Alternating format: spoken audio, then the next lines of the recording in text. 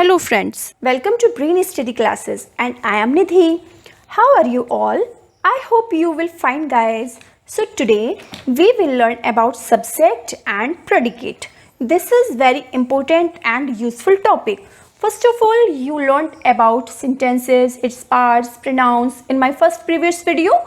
Today's video is also related to English speaking and that is very important video. So let's see guys and start the video. First of all हम देखते हैं कि sentence क्या होता है. ये आप जानते ही होंगे क्योंकि मैंने आपको इसकी एक डिटेल वीडियो दी हुई है, फिर भी हम एक बार देख लेते हैं. A group of words arranged in a particular order to make complete sense is called a sentence. एक वर्ड का ऐसा ग्रुप जो अरेंज किया जाता हो एक पर्टिकुलर ऑर्डर में और एक प्रॉपर सेंस आपको देता हो, वो क्या कहलाता है?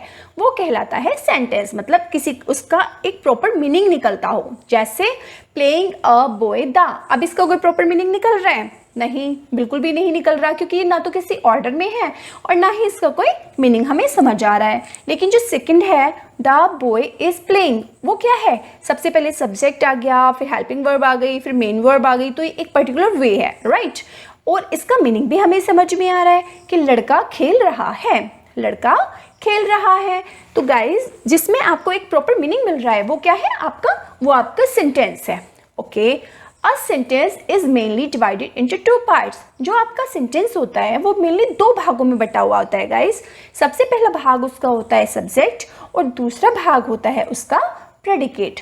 सब्जेक्ट उसका मेन पार्ट होता है. मेन पार्ट तो दोनों ही होते हैं लेकिन सब्जेक्ट इसलिए मेन पार्ट कहा जाता है कि अगर आप अपने प्रॉपर सेंटेंस में से सब्जेक्ट को फाइंड आउट कर लेते हैं तो दूसरा प्रेडिकेट आपको ऑटोमेटिक मिल जाएगा.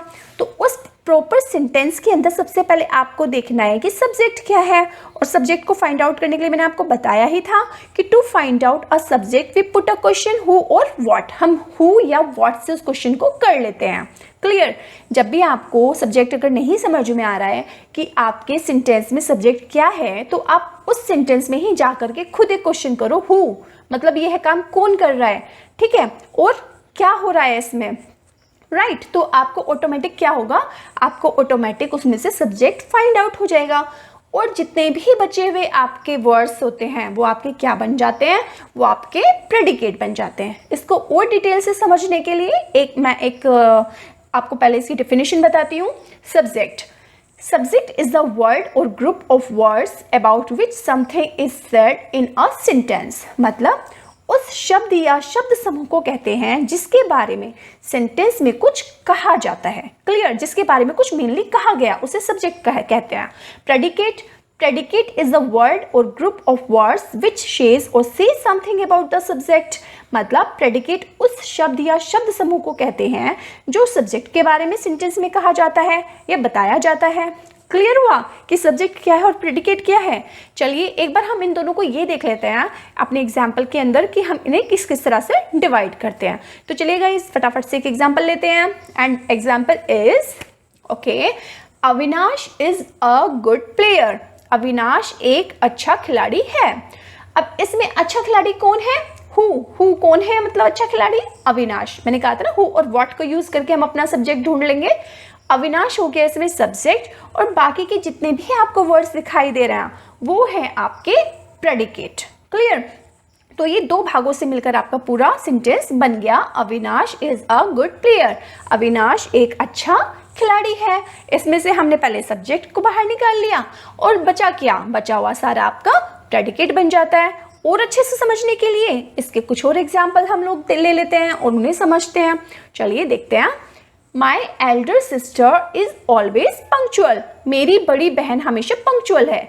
मतलब पंक्चुअल कौन है? हु. कौन है पंक्चुअल? माई एल्डर सिस्टर, मेरी बड़ी बहन ना. तो इसमें सब्जेक्ट क्या आ गया? इसमें सब्जेक्ट आ गया आपका माई एल्डर सिस्टर और बचा हुआ आपका हो गया predicate. Some naughty boys make a noise. कुछ शैतान बच्चे शोर मचाते हैं. तो इसमें शोर कौन मचा रहा है? शोर मचा रहा है कुछ शैतान बच्चे. खाली एक बच्चा नहीं है, कुछ शैतान बच्चे हैं. तो ये सारा क्या है? आपका सब्जेक्ट सम नॉटी बॉयज. ओके. और जो बचा हुआ पार्ट है आपका वो हो गया आपका प्रेडिकेट. ऐसे ही हम देख लेते हैं थर्ड को. The crow is a clever bird. जो क्रो है वो कैसा पक्षी है? वो है एक क्लेवर बर्ड. तो इसमें सब्जेक्ट क्या है? सब्जेक्ट है इसमें क्रो. ठीक है, क्योंकि यहाँ पर बात किसके बारे में की जा रही है, क्रो के बारे में, और बचा हुआ पार्ट क्या हो गया आपका, प्रेडिकेट। क्लियर हुआ। चलो लास्ट एग्जाम्पल देखते हैं। That tall man is a good player, वह लंबा व्यक्ति क्या है, एक अच्छा खिलाड़ी है। तो who is a good player, कौन है एक अच्छा खिलाड़ी, दैट टॉल मैन, वह लंबा व्यक्ति। यहाँ पे किसकी बात हो रही है, किसी आदमी, नॉर्मल आदमी की बात नहीं हो रही, हम स्पेशली इसको बोल रहे हैं टॉल मैन, लंबा व्यक्ति, वह लंबा व्यक्ति।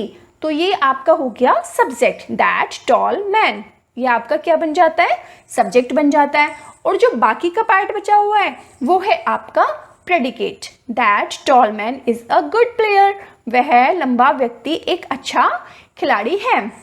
आई होप गाइज कि आपको अच्छे से समझ में आ रहा होगा। चलो इसके एक दो एग्जाम्पल हम इंटरोगेटिव वाले लेते हैं कि उसमें से हमने किस तरह से सब्जेक्ट और प्रेडिकेट को देखना है।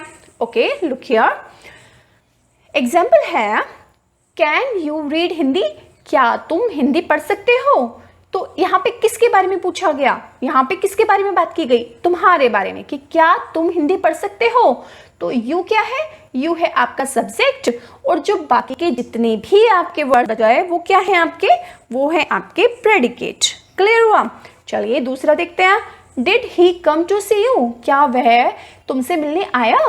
तो किसके बारे में बात हुई, उसके बारे में, ही के बारे में। ही हो गया आपका सब्जेक्ट, और बाकी के जितने भी आपके वर्ड्स हैं वो आपके क्या बन गए, वो बन गए आपके गाइस प्रेडिकेट। तो आई होप कि आपको अच्छे से समझ में आ गया होगा कि सब्जेक्ट और प्रेडिकेट क्या होता है। चलिए अब मैंने आपको कुछ क्वेश्चंस दिए हैं घर में काम करने के लिए, तो इनको आपको घर में सॉल्व करना है, इसमें से ढूंढना है सब्जेक्ट और प्रेडिकेट को।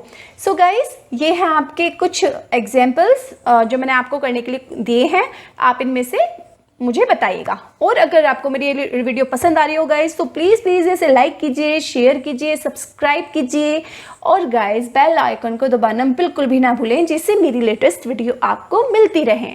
Okay guys, so thank you, bye bye, take care.